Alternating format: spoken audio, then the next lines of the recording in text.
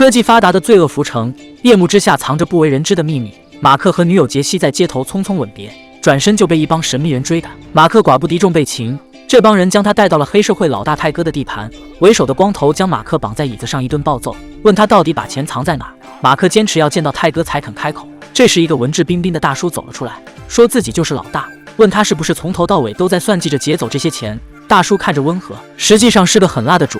他眼神阴雾地说起自己和人要仗用的手段，诸如砍下妻子的一根手指逼丈夫吃下这种操作也是常有。但任凭他如何恐吓，马克还是要确认他是不是真的老大。说曹操就到。泰哥梳着时髦的发型，迈着六亲不认的步伐走进来，二话不说给了马克一拳，问他钱究竟在哪。马克嗤笑一声，表示怎么个个都说自己是老大。一旁的大叔插了句嘴，泰哥二话不说回头给了他一凳子，随后告诉马克自己连几10年的兄弟都照打不误，何况是他。马克脸上没什么表情，在他看来泰哥可能是个狠人，但和那个神秘人比起来，他宁愿和泰哥待在一起，因为那个神秘人比他要可怕10000倍。泰哥一脸还有这种事的表情，饶有兴趣地搬了张凳子坐在马克对面。马克接着说自己只是个卖保险的，没胆子拿他们黑社会的钱，从头到尾都是有人要整泰哥。事情要从不久前说起，马克和患有精神分裂的母亲相依为命，因为资金有限，他只能暂时将母亲安置在一家简陋的养老院，之后便拼命赚钱，希望有朝一日能让母亲住进最好的养老院。在马克的不断努力下，他终于攒够了一笔钱，将母亲接到了世外桃源般的格林颐养院，自己则继续回到钢铁森林打拼。马克的女友是同为销售员的秘密，这个月他的业绩遥遥领先。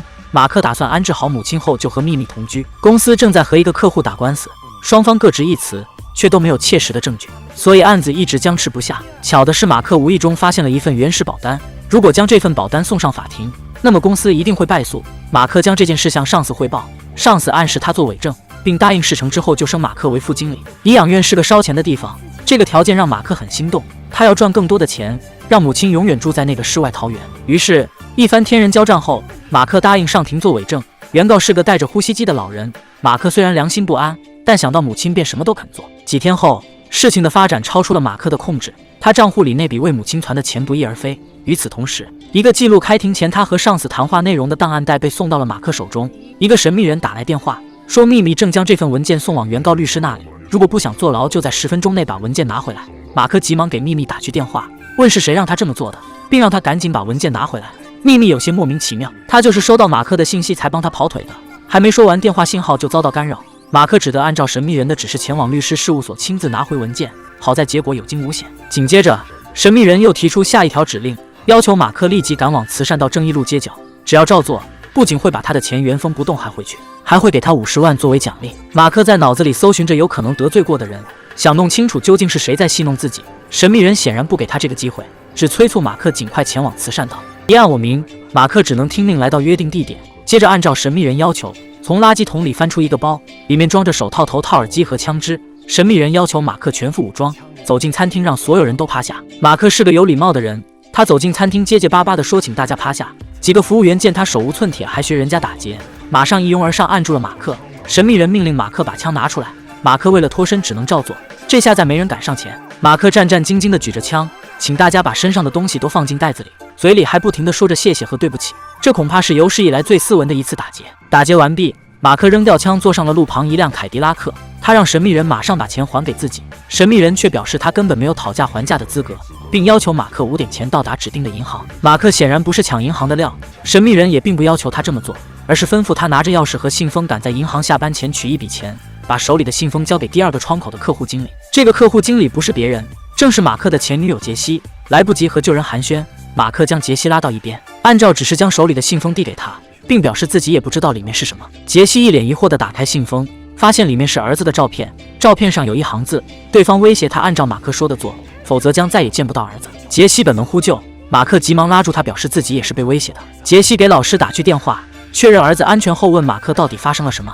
神秘人显然也将杰西拉进了局，于是两人按照要求从银行拿走一个袋子，袋子里装的是800万，这些钱是刑警队队长用来应对绑架案的赎金，他也在马克打劫的那帮人里边。事情还没有完，神秘人要求马克把钱换到自己的袋子里，防止被银行追踪。接下来他要做的是等待。马克有些坐立难安，他不知道为什么神秘人会挑中自己，明明他只是个普普通通的打工人，是个为了钱奔波的小人物。作为观众真诚发问，有没有可能被挑中是因为颜值？面对马克的困惑，神秘人表示一切都是他自己的选择，如果当初不做伪证，就不会被自己握住把柄。紧接着，神秘人要求马克上了一辆吉普车，司机看起来像个搞艺术的。车子刚开出去没多久，他就突然抱起和马克扭打在一起。原来司机也是被威胁来开车的。马克急忙说大家都是一条船上的，司机这才停手。神秘人很快打来电话，要求司机按照导航走，到目的地后买样东西。途中马克和司机闲聊，得知他叫三毛，被控制了有一段时间，现在已经濒临崩溃，要不是没有钱，早就带着家人远走高飞，摆脱幕后黑手。三毛问马克包里装的什么，马克毫无防备地说800万。三毛马上有了想法，他表示不管今天的交易对象是谁，他都要豁出去大干一场，还邀请马克一起加入，事成之后钱和货对半分。话音刚落，一个混混拿枪指着三毛问他钱带来没有。三毛二话不说，一个被摔将他撂倒，接着狠狠补了几脚，将人踹晕扔进了铁桶里。马克吓了一跳，他觉得这样有些冒险，三毛却已经失去控制，表示如果马克不敢，自己就一个人干。眼看他冲进厂房被一群人围殴，马克没办法坐视不管，他壮了壮胆走进去喊停众人，装成大哥的样子提出继续交易。对方打量了马克几眼，接着他们去看了货，原以为搞这么大阵仗至少该是些枪支弹药，结果货物只是一批止痛药。马克和三毛耳语拿了货就走人，三毛却坚持全都要。一番激战后，场上的活人只剩马克。三毛将女儿送他的坠子塞到马克手里，随后便含恨而终。马克正手足无措时，神秘人打来了电话，告诉他这就是不听话的下场，并要求他立刻带着钱货离开，然后把药放到自己指定的地点，车子烧毁前带走。这批药就是泰哥追着马克不放的原因，那帮和马克交易的小弟就是他的手下。这一系列离奇的经历让马克心理压力陡增，他不管去哪儿都将那笔钱带在身边。某天杰西找上了门，马克这才知道比利是自己的儿子，两人也因此有了旧情复燃的苗头。不久后，他向秘密提出分手，选择和杰西重新开始。电话安静了一段时间，马克也成为了公司的副总。原以为事情终于结束，直到三毛留下的手机响起，对方自称穆文，是三毛的私人侦探兼兄弟。他找到了那个操控三毛和马克的神秘人，并且还可以监听他的电话。穆文约见了马克，他提出联手揪出神秘人，马克却不想趟这趟浑水。他以为自己已经完成了任务，不会再被威胁，没成想当晚就接到了神秘人的电话。对方用杰西和孩子威胁马克明天到安宁路街口。马克第一时间送走了杰西和比利，决定和穆文一起揪出神秘人。翌日，他来到安宁路口，搭上了一辆等候多时的货车。比起他的焦头烂额，司机狗蛋似乎觉得这件还挺刺激。马克谎称神秘人要求他们再去接一个人，在拐角的路口将穆文拉上了车。三人按照指示来到目的地泰哥的仓库。这次的交易，他们成了卖方，交易物品是枪支，但事实上箱子里只有表面一层是枪，下面全都是罐头。交易即将完毕时，东窗事发，马克三人开着车冲出了仓库，结果车头出来，车身被卡。关键时刻，杰西赶来接应，马克几人顺利逃出升天。他们打算分了这笔钱，远走高飞，脱离神秘人控制。但狗蛋却在最后一刻倒戈，神秘人也对他们的行踪了如指掌，还将马克的身份告诉了泰哥的人，以示对他的惩罚。事实上，马克几人早知道狗蛋会这样做，这也正是他们计划的一环。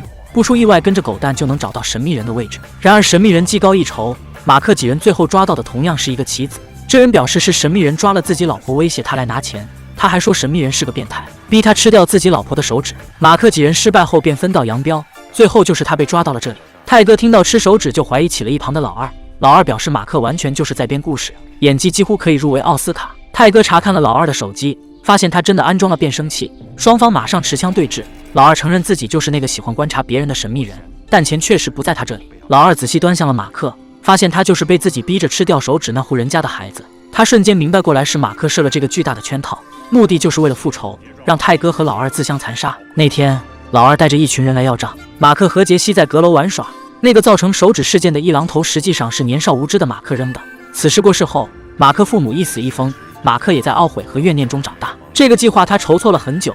高端的猎手往往以猎物的形式出现，实际上不是老二主动选择了他们，而是马克设局让老二选择了他们。马克故事中的穆文、狗蛋和杰西都是他从小一起长大的朋友，包括被劫持的警察也是知情人。人性是最经不起考验的，尤其是在金钱和利益面前。泰哥和老二本就互相猜疑，如今无论老二如何解释，泰哥都不愿相信。最后双方人马开枪火并，马克坐收渔利，大仇得报。不久后，警察赶到了现场，泰哥和老二即便大难不死，也将会在牢狱中度过后半生。